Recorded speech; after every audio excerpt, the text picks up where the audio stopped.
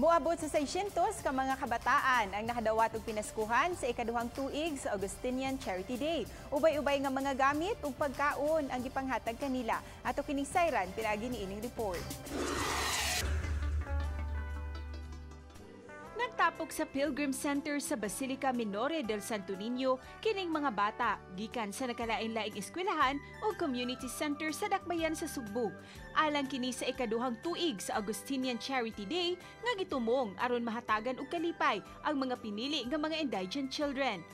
Gani mo abot sa 600 ka mga bata ang nahatagan og Pinaskohan.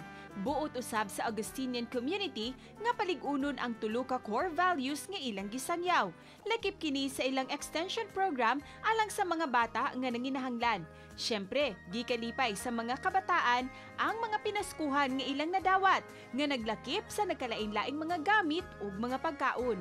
Kini siya pasiog na to concretize our core Agustinian values of Caritas, Unitas, Veritas, no? Caritas means charity, love.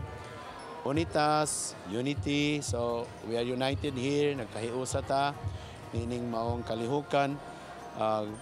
Veritas, no? While we are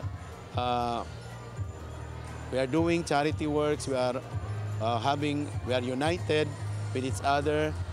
Dili man pud na mawa ang atong search for wisdom, search for truth. So nagyapon na ang Veritas. Dako po din namo kayo nga kalipay nga kanang kini nga activity gumikan kay kung makahatag og kalipay nga to sa mga tao labi na nining mga kabataan ang impact pud ana kalipay pud na nato kay sayod kita nga ang mga kabataan gasa sa Ginoo atong ginahimo ni nga atong tagaan ug palawnan nato ang kanang pamatasan na unsa gini siya ang manghihatagon no serbisyo alang sa atong kabatan-unan. Uban ni Demi Hernani, Cecil Quibod-Castro, Balitang Bisdak.